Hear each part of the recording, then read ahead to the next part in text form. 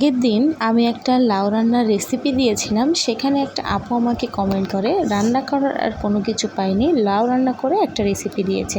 কেন পৃথিবীতে কি আর কোনো কিছুই নাই যে লাউয়ের রেসিপি দিতে হবে?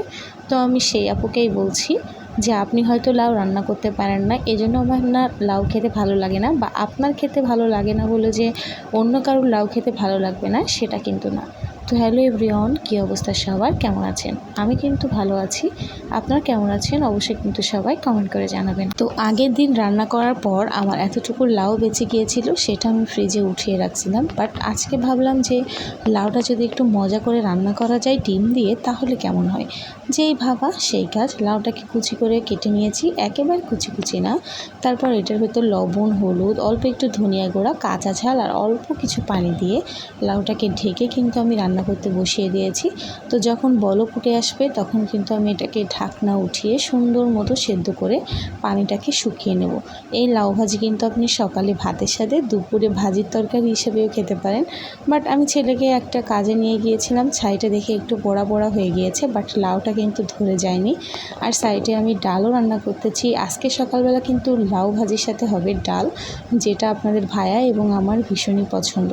তারপর একটা কড়াইয়ের ভেতর তেল দিয়ে নিলাম, নিয়ে একটা ডিমকে ছেড়ে দিলাম। আর ডিমটাকে এখন কিন্তু সুন্দর মতো আমি ভেজে নিব। ভেজে নিয়ে কুচি কুচি করে কিন্তু আমি ডিমটাকে নামিয়ে নেব। আর ডিমটা নামানোর পরে একই কড়াই কিন্তু আবারও তেল দিয়ে দেব, দিয়ে পেঁয়াজ কুচি, রসুন কুচি দিয়ে দেব, দিয়ে এটাকে সুন্দর মতো লাল করে ভেজে নেব। আর সেই সাথে কিন্তু আমি এর ভেতর অল্প একটু জিরে দেব, গোটা জিরে, কারণ এটা দিলে কিন্তু খেতে ভীষণই ভালো লাগে, মানে জিরে গালে পড়লে একটা আলাদা রকম লাগে মজা, এই জন্য আমি দিই। আপনি চাইলে স্কিপ করতে পারেন। লাউ কিন্তু আমার অনেক বেশি পছন্দ, যারা যারা লাউ পছন্দ করেন অবশ্যই কমেন্ট করে জানাবেন। তো তারপর ওর ভিতরে আমি ডিমটাও দিয়ে দিয়েছি, দিয়ে আরেকটু ভেজে যে লাউটা আমি রান্না করে রেখেছিলাম আগে, সেটাকে আমি এর ভিতর দিয়ে দেব, দিয়ে সুন্দর মতো কিন্তু আমি ভেজে ফেলবো।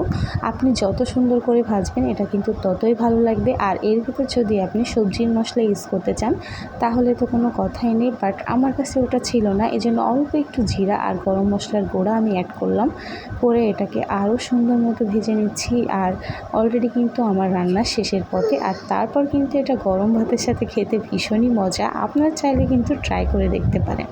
তো আমি লাউটাকে ভেজে সুন্দর করে নামিয়ে নিলাম। তারপর খাওয়া দাওয়া শেষে চলে আসলাম, আর দেখি এদিকে ছেলে বসে বসে খেলা করতেছিল। সে তো ভীষণ খুশি, মাটি নিয়ে খেলা করতে পারলে সেজন্য পুরো জগৎ হাতে পেয়ে যায়। তো মাটি নিয়ে বসে বসে খেলছিল মেজবা, আর আমি দেখছিলাম। তো আজকের ভিডিওটা এই পর্যন্ত। সবাই ভালো থাকবেন, সুস্থ থাকবেন, দেখা হবে নেক্সট একটা ভিডিওতে। আল্লাহ হাফেজ সবাইকে, আসসালামু আলাইকুম। মেজবার জন্য সবাই কিন্তু দোয়া করবেন।